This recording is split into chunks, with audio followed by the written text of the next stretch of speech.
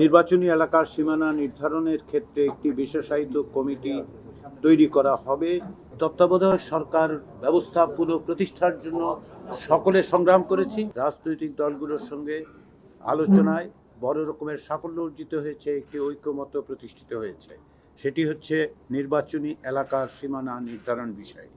আপনারা নিশ্চয়ই জানেন যে সীমানা নির্ধারণ বিষয়টি অত্যন্ত গুরুত্বপূর্ণ একটি সুষ্ঠু, অবাধ, গ্রহণযোগ্য নির্বাচনের জন্য, এবং এ নিয়ে অতীতে বিভিন্ন রকম বিতর্ক তৈরি হয়েছিল। সে কারণেই ঐকমত্য কমিশনের কাছে এটা অত্যন্ত গুরুত্বপূর্ণ বিষয় বলে বিবেচিত হয়েছে, এবং রাজনৈতিক দলগুলো একে গুরুত্বপূর্ণ বিবেচনা করে আজকে আলোচনার মধ্য দিয়ে একমত হতে পেরেছে। ঐকমত্য যেটা প্রতিষ্ঠিত হয়েছে তা হচ্ছে, এখানে দুটো বিষয় ছিল।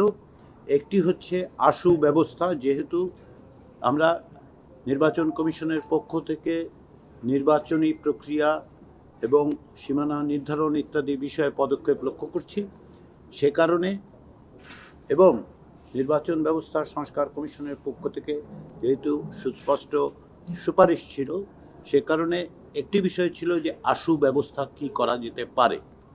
দ্বিতীয় আরেকটি ছিল দীর্ঘমেয়াদে সাংবিধানিকভাবে স্থায়ী ব্যবস্থা করা। সেদিক থেকে দীর্ঘমেয়াদে স্থায়ী ব্যবস্থা হিসেবে যে ঐকমত্য প্রতিষ্ঠিত হয়েছে তা হচ্ছে এইরকম: প্রতি আদমশুমারি বা অনধিক 10 বছর পরে সংসদীয় নির্বাচনী এলাকার সীমানা নির্ধারণের জন্য সংবিধানের অনুচ্ছেদ 119 দফা 1 গ এর শেষে এবং শব্দটির পর আইনের দ্বারা নির্ধারিত একটি বিশেষায়িত কমিটি গঠনের বিধান যুক্ত করা। এটি আমরা বলছি সংবিধানে যুক্ত করার জন্য, যার অর্থ হচ্ছে এই যে নির্বাচনী এলাকার সীমানা নির্ধারণের ক্ষেত্রে একটি বিশেষায়িত কমিটি তৈরি করা হবে, যা সংবিধানের মধ্যেই অন্তর্ভুক্ত আছে, বলা হচ্ছে যে করা হবে।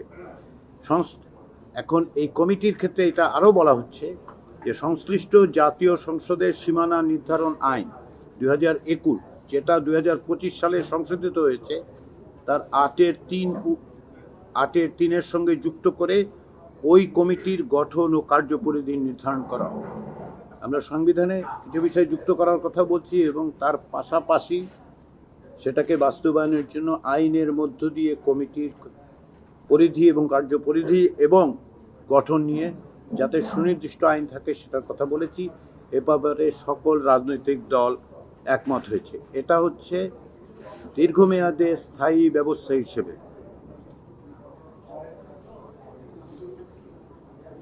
আশু বিষয় হিসেবে যেটা বলা হয়েছে সেটা এইরকম: ত্রয়োদশ জাতীয় সংসদ নির্বাচনের জন্য নির্বাচন কমিশনের সহায়তায় যথাযথ দক্ষতা সম্পন্ন ব্যক্তিদেরকে নিয়ে একটি বিশেষায়িত কমিটি গঠন। যদি ইতিমধ্যেই তা গঠিত হয়ে থাকে তবে তা প্রয়োজনীয় পরিবর্তন সাধন করে এবং সেই কমিটির পরামর্শক্রমে সংসদীয় এলাকার সীমানা নির্ধারণ করা। আমরা এটা সরকারের কাছে অবহিত করব। কমিশনের পক্ষ থেকে আমরা নির্বাচন কমিশনকে অবহিত করব যে বর্তমানে যে বিশেষায়িত কমিটি আমাদের জানা মতে ইতিমধ্যে গঠিত হয়েছে, কিন্তু সেটা প্রয়োজনীয় পরিবর্তন যাতে করা হয়, যাতে করে রাজনৈতিক দলগুলোর ঐকমত্যের বিষয়টা প্রতিফলিত হয়।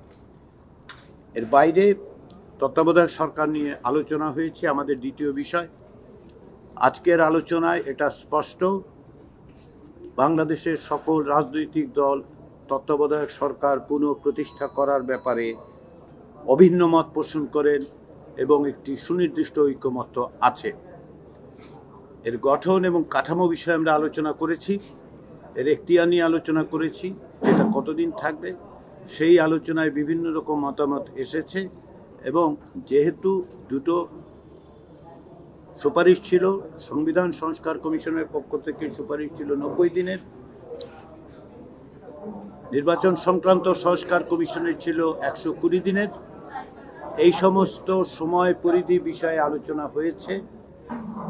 কোন প্রক্রিয়ার মধ্য দিয়ে প্রধান উপদেষ্টাকে নিয়োগ করা হবে সেটা নিয়েও কথা হয়েছে। এতে দেখা গেছে যেটা যে এই আলোচনায় রাজনৈতিক দলগুলো অনেক কাছাকাছি এসেছেন। এটা আমি অত্যন্ত আনন্দের সাথে বলতে পারি যে আজকের আলোচনায় তত্ত্বাবধায়ক সরকার ব্যবস্থা সম্পর্কে রাজনৈতিক দলগুলোর মধ্যে যে খোলামেলা আলোচনা হয়েছে এটা অত্যন্ত ইতিবাচক।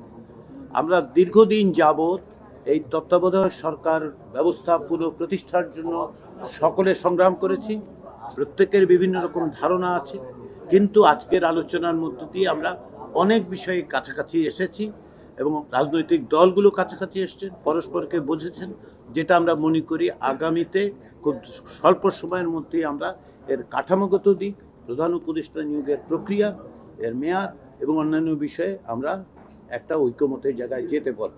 এটা আমাদের দৃঢ় বিশ্বাস, আমাদের আশা, এবং সেদিক থেকে আমার যেটা সুস্পষ্টভাবে বলার তাগিদ অনুভব করছি, আজকের মধ্য দিয়ে, আজকের সারাদিনের অর্জনের মধ্য দিয়ে আমরা যেটা বলতে পারি যে আমাদের আলোচনা খুব ইতিবাচকভাবে অগ্রসর হচ্ছে এবং আমরা আশা করছি রাজনৈতিক দলগুলোর এই মর্মে সহযোগিতা অব্যাহত থাকলে আমরা জুলাই মাসের মধ্যে একটা সনদ, জাতীয় সনদ তৈরি করতে পারব।